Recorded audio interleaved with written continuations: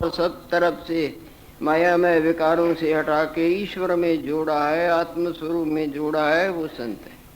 जगा हुआ उसको बोलेंगे न जिसने सब तरह के सपने के वृत्तियों को हटा के जागृत में जोड़ दिए।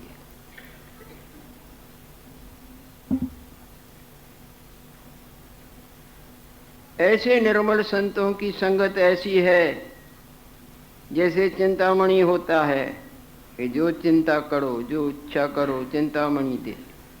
और मणि नहीं दे सकती, चिंतामणि देती है। जैसे चिंतामणि होता है जिसके पाए ते सर्व दुख नाश होते हैं। हे मनीश्वर,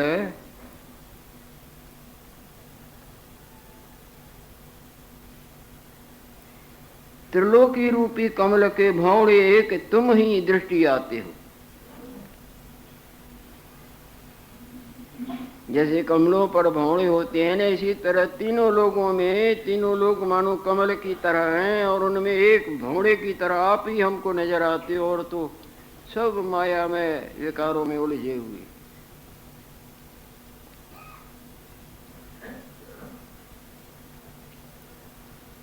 त्रिलोकी रूपी कमल के भौड़े एक तुम ही दृष्टि आते हो। तीनों लोकों में मेरे को आप सड़ीखा और नजर नहीं आता है। आप ही आप है।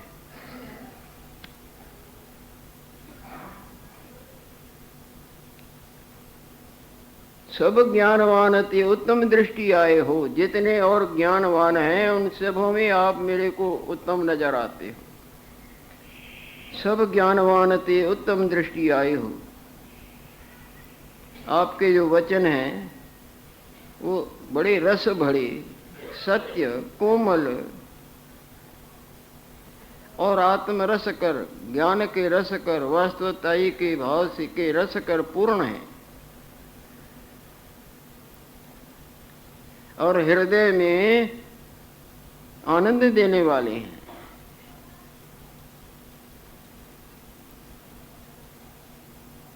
और सही है, बिल्कुल उचित है।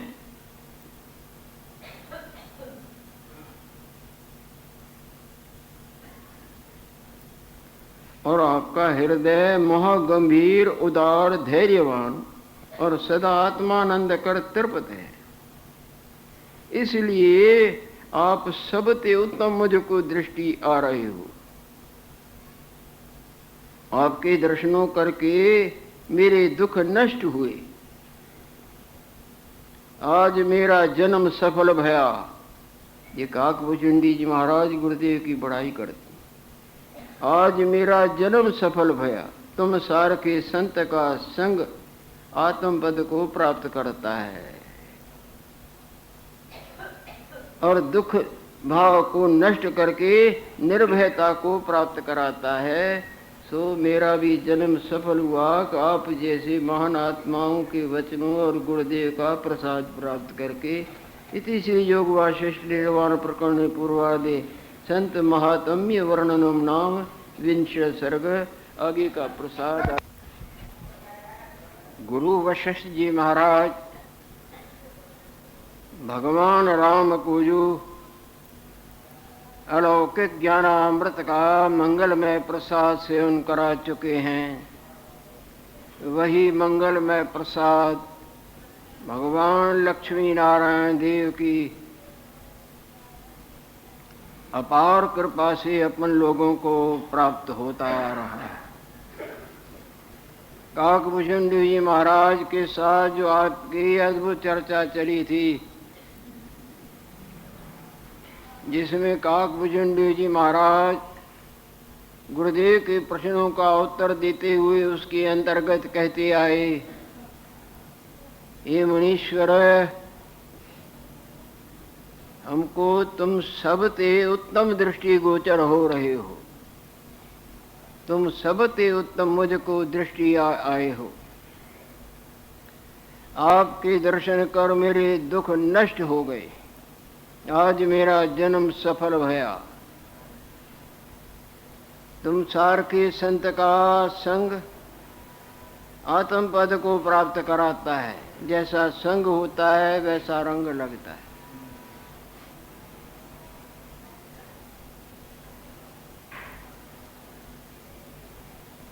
संसार के संत का संग आत्म पद को प्राप्त कराता है और दुख भय को नष्ट करता है, निर्भयता को प्राप्त करता है। यह अध्याय समाप्त हुआ था। आगे दूसरा अध्याय आरंभ होने जा रहा है। भूषणोपाख्याने जीवित वृत्तांत वर्णनम।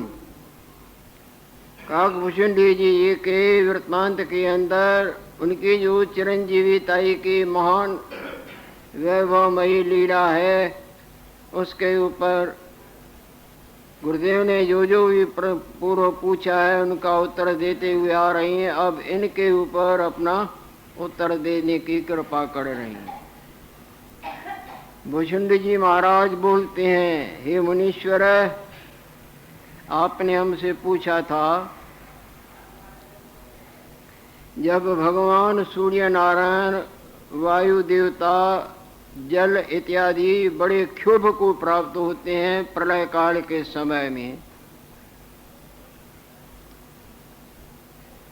सारा संसार खेद को प्राप्त होता है, परंतु आप क्यों खेदवान नहीं होते हैं, क्या कारण है? ये आपने मेरे से पूछा था। उस आपके प्रश्न का उत्तर मैं अब दे रहा हूं, कृपा करके सुनो। जब संसार की लीला अस्त व्यस्त होने लगती है, तब ये मेरा जो कल्प वृक्ष है स्थिर रहता है। ये वृक्ष, ये कल्प वृक्ष क्षोभ को नहीं प्राप्त होता।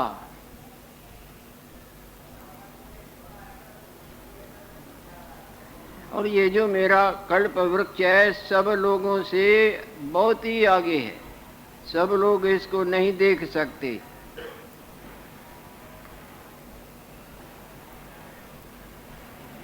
यह मेरा वृक्ष सब लोक को अगम है।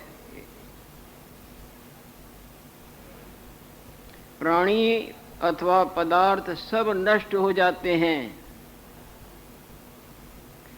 तब भी मैं इस कल्प वृक्ष और अपने इस सुमेरु पर्वत पर आनंद पूर्वक अचल बैठा रहता हूं।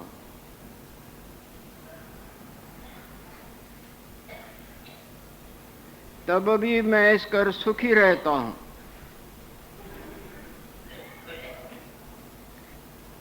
जब कभी हिरण्यकशिपु ने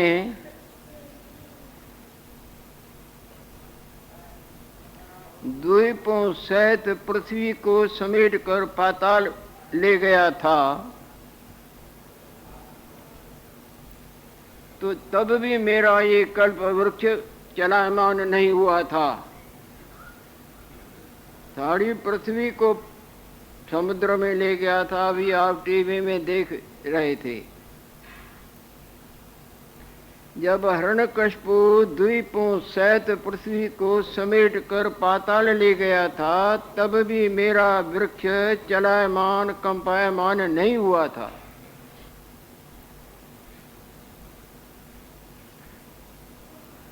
जब देवताओं और दैत्यों का युद्ध हुआ था, तो और जितने पर्वत थे सब चलायमान हुए थे, और मेरा यह वृक्ष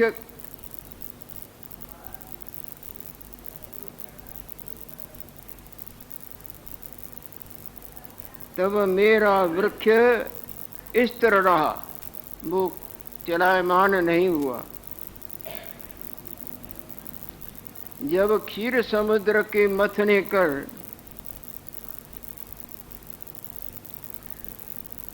क्षीर समुद्र के मथने निमित्त भगवान नारायण देव ने सुमेरु को भुजा से उखाड़ने लगे।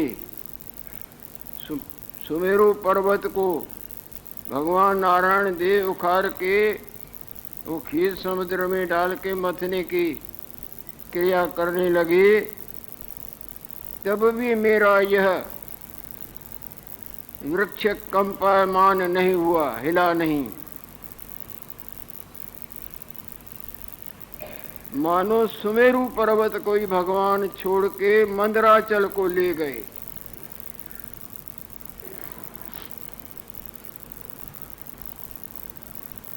तब जाके क्षीर समुद्र को का मंथन किया।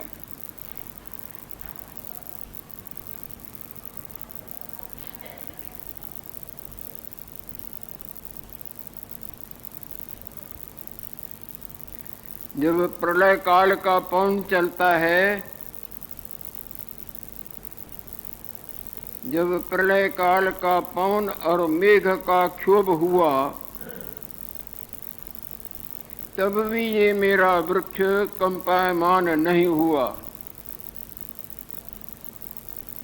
जैसे जो भूचाल होता है जोरदार, तो कई मकान और ये वो सब हिल जाते हैं, पर कोई कोई ऐसा होता है जो जरा भी नहीं हिलता। इसी तरह जब प्रलय का बड़ा क्षोभ हुआ कई दफा, तो भी मेरा ये कल्प वृक्ष हिला नहीं। उसका कारण सुनाएंगे आगे।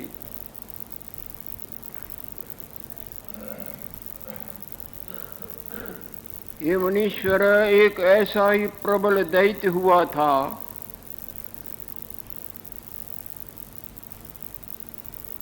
सुमेरु पर्वत को उखाड़ के पटकने के लगा था। कुछ कुछ उसने उखाड़ा भी, परंतु यह मेरा कल्प वृक्ष कंपायमान नहीं हुआ।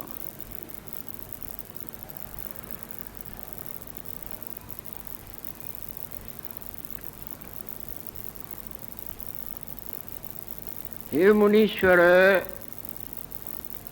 इस तरह से इत्यादि बड़े बड़े उपद्रव आन हुए हैं।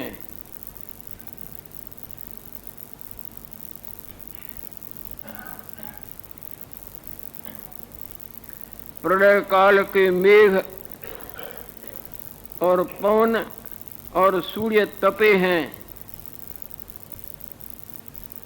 तब भी मेरा वृक्ष स्थिर रहा है। हे वशिष्ठ जी, हाँ, यहाँ गुरुदेव बोल रहे हैं। वशिष्ठ उवाच, हे साधु, हे महान आत्मा, जब प्रलय काल के वायु और मेघ आए क्षोभते हैं, तब तुम किस तरह से विगत ज्वर रहते हो। तुम्हारा मन नहीं हिलता, तुम कुछ भी दुख अनुभव नहीं करते, आनंद पूर्वक रहते हो।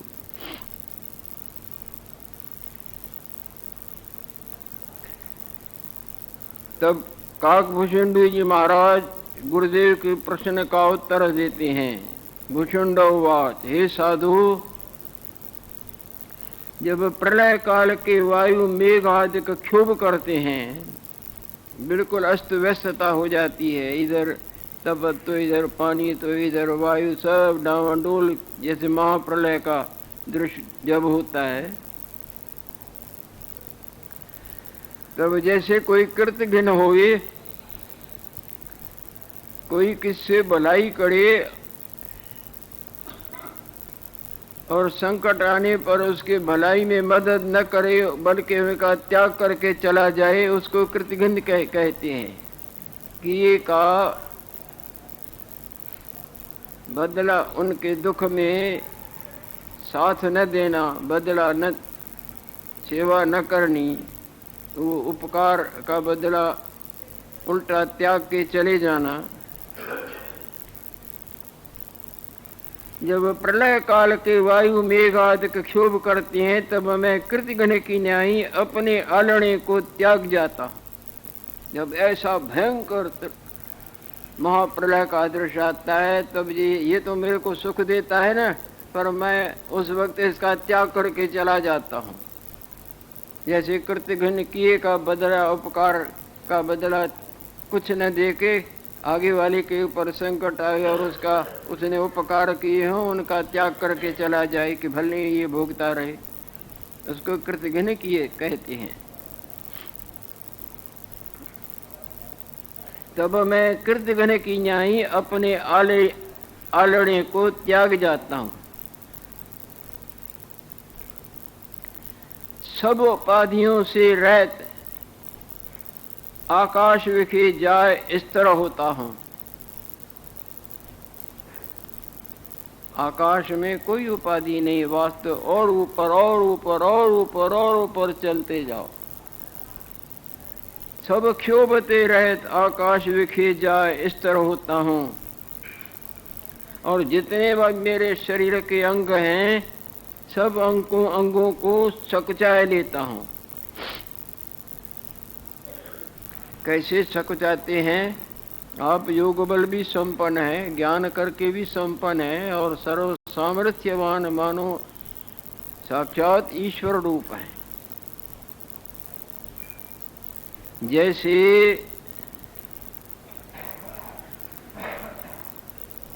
वासना को रोकने ते मन सकुच जाता है। गाढ़ निद्रा में आपकी मैं वासना सकुच जाती है तो कुछ भी फुरने का हिसाब नहीं नजर आता, दिखता ही नहीं। चक्कर घुमाने से वो सब सामग्री अंदर प्रवेश कर जाती है तो वो जो दिखता था कुछ नहीं दिखता है। बटन का घुमाना और सब दृश्य का गुम जाना। टीवी चलती थी ना, इसी के बटन को जो उल्टा करके उधर कर दें तो भले ही सब बैठे रहें, चलता भी होगा, अपने को नहीं दिखेगा। गाढ़ निद्रा में आपकी मैं वासना दब जाती है तो न जागृत का दिखता है न स्वप्ने का दिखता है।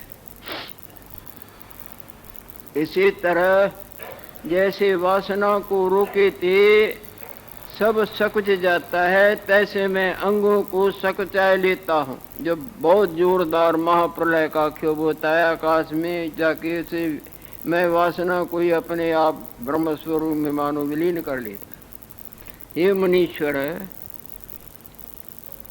जब प्रलय काल का सूर्य तपता था तब मैं जल की धारणा कर जल रूप हो जाता था।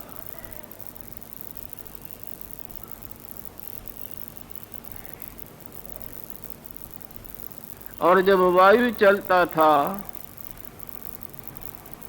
तब पर्वत की धारणा कर इस तरह हो जाता था।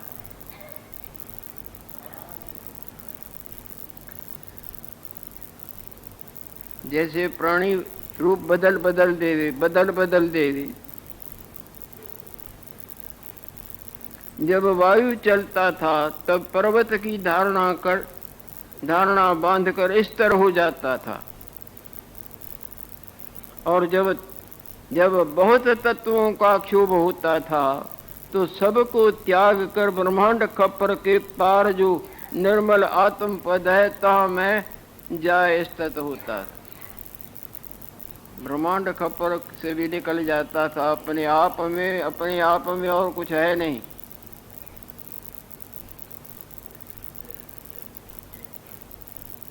जब आप अपने जागृत रूप में बिल्कुल आ जाते हैं, मिथ्या में वासना का ही त्याग कर देते हैं तो न वहाँ आप सपने वाले हैं न कोई वो दृश्य जो आप मानते थे।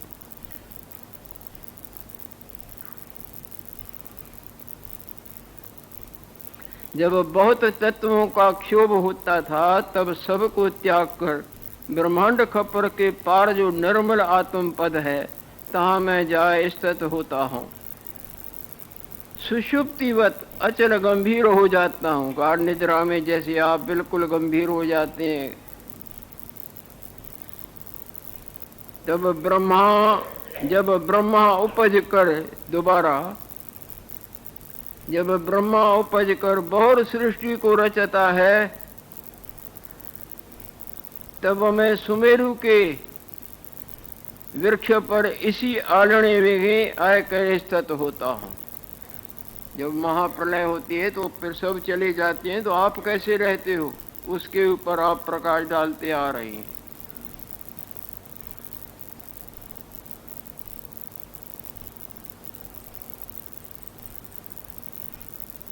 वशिष्ठवाद गुरुदेव पूछ रहे हैं, हे पक्षियों के ईश्वर,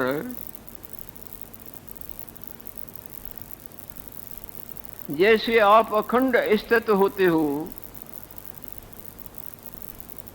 तो और भी तो बड़े बड़े योगीश्वर हैं, और बड़े बड़े योगीश्वर स्थित क्यों नहीं होते? केवल आप तो महान नहीं, ऐसे तो महान से महान संसार में कहा नहीं जाता। तो भुचुंडी जी महाराज उत्तर देते हैं, हे मुनीश्वर, ये परमात्मा की ऐसी नीति है।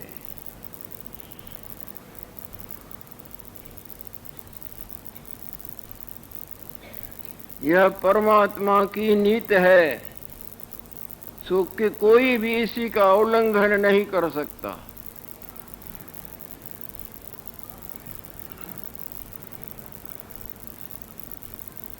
उन योगेश्वर की नीति इस प्रकार हुई है, और मेरा होना इसी प्रकार हुआ है। ये सब ईश्वर इच्छा से हुआ है।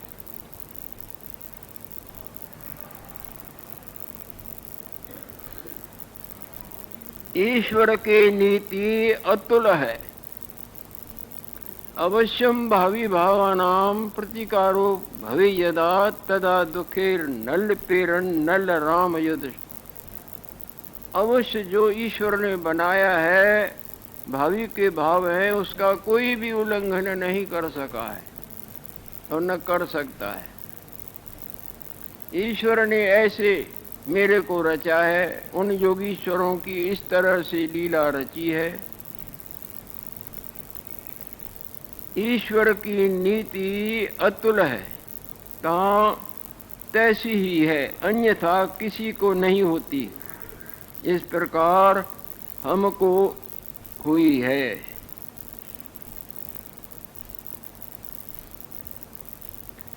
जो कल्प वृक्ष विखे इसी पर्वत के वृक्ष पर, वृक्ष के ऊपर आलना होता है, हम आए निवास करते हैं।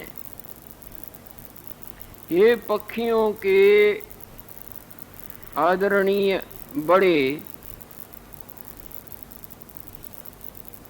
आपकी अत्यंत बड़ी बड़ी बड़ी आयु है, तुम्हारी अत्यंत दीर्घ आयु है। तुम तो ज्ञान और विज्ञान कर बिल्कुल संपन्न हो,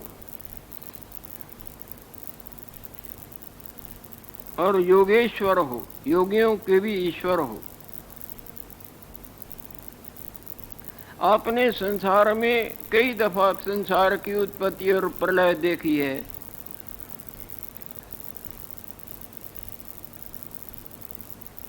तुमने अनेक आश्चर्य देखे हैं। कई दफा जो अनंत प्रकार प्रलय हुए, फिर उत्पत्ति हुए, प्रलय हुए, तो संसार में बड़े बड़े उतार चढ़ाव होते ही आए हैं। आपने बड़े बड़े उतार चढ़ाव संसार के देखे होंगे। तुम्हारी अत्यंत दीर्घ आयु है, तुम ज्ञान विज्ञान कर संपन्न हो और योगीश्वर हो। तुमने अनेक आश्चर्य देखे हैं। उनमें जो जो आपको आश्चर्य सिमरण में, यादगिरी में आवे, सो मेरे को सुनाओ, क्या क्या देखा है। तब काकभुचुंडी जी महाराज गुरुदेव के इस प्रश्न का उत्तर दे रही हैं। ये मुनीश्वर, एक दफे की ऐसी मेरे को याद आती है। एक दफे संसार में पृथ्वी पर केवल तिनके और वृक्ष ही थे और कुछ भी नहीं था, ऐसा ब्रह्मांड था। ये मेरे को याद आ रहा है, मैंने देखा है। मनुष्य, पशु, पंखी, ये मकान, पर्वत, ये कुछ भी नहीं, केवल तिनके और वृक्ष ही वृक्ष थे। ऐसे स्मरण आता है कि पृथ्वी पर तृण और वृक्ष ही थे, अपर कछ नहीं था। और एक दफा 11 सूर्य, 11 सहस्र,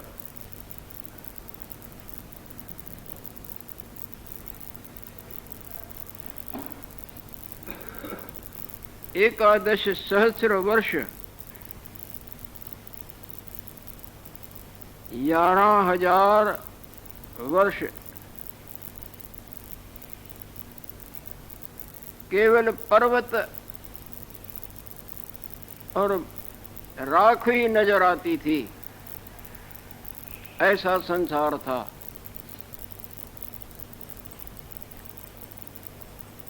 एकादश सहस्र वर्ष पर्यंत भस्म ही दृष्टि, हाँ, केवल भस्म ही राख संसार नजर, पर्वत नहीं, राख ही राख नजर आती थी। वो वृक्ष और तिनके सब जल गए, वो केवल राख ही राख नजर आती थी। एक दफा ऐसी सृष्टि हुई थी जिनमें न चंद्र था और न सूर्य था,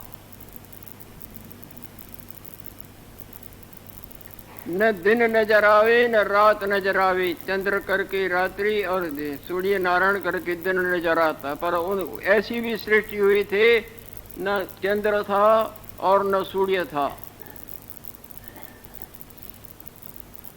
न दिन नजर आवे न रात्रि।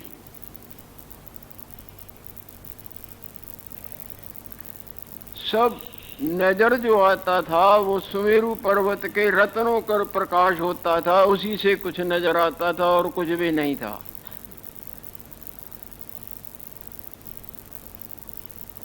और एक कल्प ऐसा भी हुआ था, देवताओं और दैत्यों का युद्ध हुआ और दैत्यों की जीत हुई।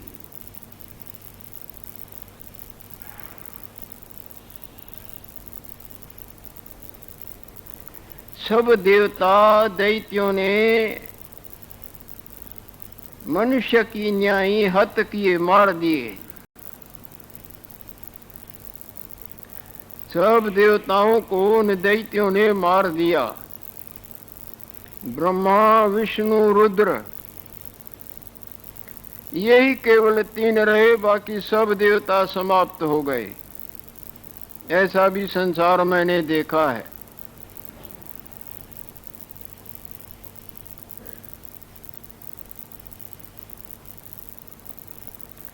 और सारी सृष्टि इन्होंने जीत ली। 20,000 युग पर्यंत दैत्यों की आज्ञा चलती रही।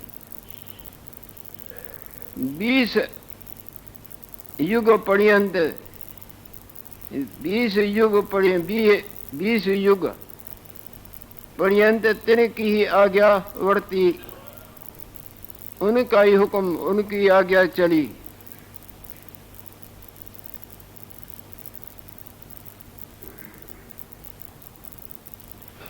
और एक बार ऐसा भी मेरे को याद आता है कि 2 युग पर्यंत पृथ्वी पर वृक्ष ही वृक्ष रहे और कुछ भी नहीं रहा। ये महागंभीर प्रसंग है। अनंत बार पसर्यो पासार, वही मानो लीला वो जनो काकभुजंड जी महाराज ने देखा है, वो देखा हुआ अपना गुरुदेव के पूछने पर सुनाते हैं। जो कुछ इन्होंने देखा तो इनसे आगे भी संसार था ना, कहा ही नहीं जाता है। कितने बुद्धे समुद्र में हुए, कैसे हुए, कौन कहे। समुद्र में क्षण क्षण में, लहर लहर में बुद्धे आश्चर्य रूप होते हैं। बड़े छोटे छोटे बड़े, कब से हुए, कितने हुए हैं, कितने होंगे।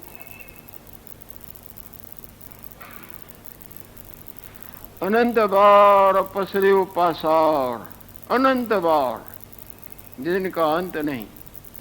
अनंत बार पसरे पासार, प्रभु अविनाशी एक अंकार, एक सच्चिदानंद ब्रह्म परमात्मा आपे आप सदा ज्यों के त्यों स्थित है। हजारों सिनेमा घर में फिल्म चले, कई लड़ने के मरने के, गलत सही गलत, परंतु न कुछ चला, न है और न होगा। पर्दा जैसे कहते हैं। जब तक संसार के सत्यता का बिल्कुल बिल्कुल बिल्कुल अभाव हृदय में ठाठा न मारेगा, तब तक शांति न किसी को मिली है, न मिल सकती है और न मिलेगी। जब आपका फिल्म रात गाढ़ निद्रा में दब जाता है, तब शांति की लोड़ नहीं पड़ती, परंतु वो दबा हुआ तो निकलता है। जल जाए तो फिर कुछ भी नहीं। ज्ञान जागृति मैं को जला देती है, स्वप्ने वाली मैं को जला देती है, कुछ भी नहीं, केवल जागृत है। इसी तरह ये माया मैं आत्मस्वरूप में न होते हुए भी है की तरह जब तक है, तब तक ये हम और तुम और हम, जन्म और मरण, मरण और जन्म दिखता आया है, दिख रहा है, दिखता रहे। जब ज्ञान अग्नि में इसकी भस्मीभूतता हो जाएगी, न लेना न देना, न जाना न आना, न पाना न गवाना, लक्ष्मी नारायण भगवान।